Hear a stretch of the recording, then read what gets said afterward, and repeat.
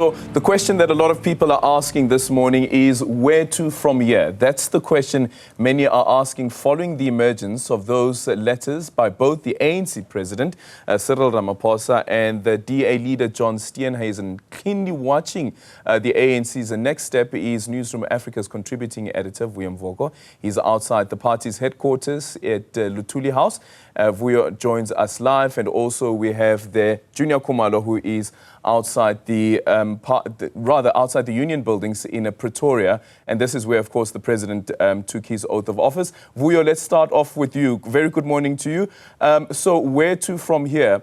And does it become any difficult also to make the argument that this is a government of national unity? It is not a coalition between the Democratic Alliance as well as the ANC, considering that there seems to be a stalemate?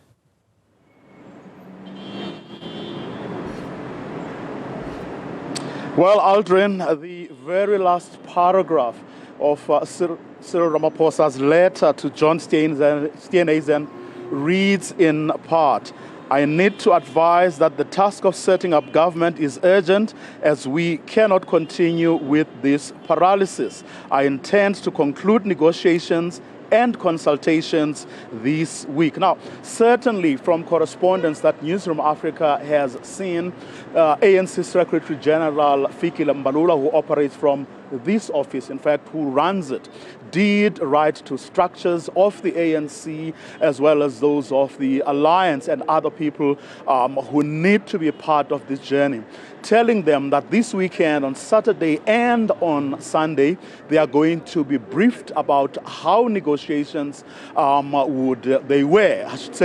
going to be briefed about how negotiations would have gone, what the idea was behind whatever would have been agreed upon, and why and what needs to happen next. Now, those conversations have actually been put on hold. They have been postponed. And that, of course, happened on the back of that letter by DA leader John Steenhuisen saying to the president, or demanding, shall we say, more cabinet position, which, of course, has put a spanner in the works and what appears to be a stalemate as we speak. Aldrin. Well, thank you for that update. Let's quickly go to Junior Khumalo. He is at the Union Buildings. Well, Junior, over a week ago, that very same precinct, Naledi was in conversation with John Steenhuisen, the leader of the Democratic Alliance, and he said that, listen, for us it's not about positions, but it is positions that are actually stalling the announcement of the executive. Indeed, Aldrin, it is the argument, the squabbles around positions that seems to be stalling this process. Exactly a week and 2 days ago, the president was inaugurated here. He took that oath of office. But since then, this, what is meant to be the seat of power in the country, the union buildings, still remains relatively vacant. It's only the West Wing, the president's office, that has been occupied, but he still has not announced his executive. We know that according to the Constitution, Section 94 of the Constitution, the president, once he's inaugurated, then his executive is dissolved. Then he's expected to announce a cabinet. But as of yet, we are still awaiting that announcement. The East Wing, where the deputy president is supposed to be occupying his office, is still empty.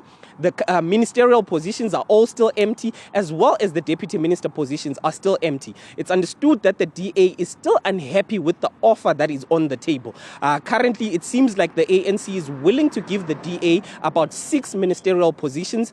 In those 6, they had also added, according to reports, the Ministry of Trade and Industry.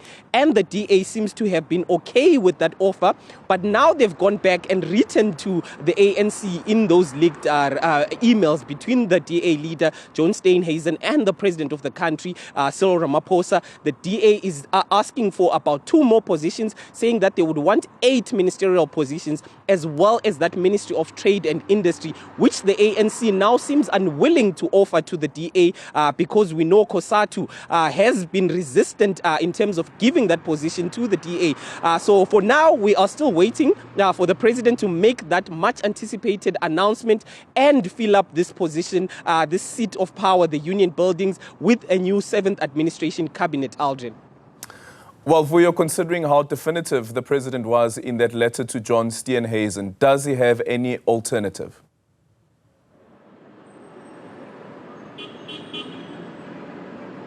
Well, Aldrin, there is a very strong movement, certainly, within the ANC-NEC to have an urgent meeting of the National Executive Committee, which, of course, is the highest decision-making body of the ANC between conferences. And it was, of course, sparked in large part by that the letters that the ANC's Secretary General Fikile Mbalula wrote, where NEC members were saying, well, if we need to explain anything, irrespective of whether the deal that Cyril Ramaphosa has put before DA leader Steenhuisen is going ahead or not, they need to get to discuss the detail and the rationale of whatever option that they may decide. If indeed the deal is going ahead as it is, NEC members still feel that those who will have to do the explaining to members and structures of the ANC will have to be clear about all the arguments, but also the intended outcomes. And of course, they also want to know, in the event that this deal doesn't come through, they need to discuss the option. And one thing is certain, Aldrin, it is that if indeed the DA sticks to what John Steenhuisen is asking for from President Ramaphosa, there is going to be a bigger or higher number of members of the NEC who will say, let's cut our losses and move on to the next option. Of course, the next option may mean going to parties like your MK party and, of course, the EFF.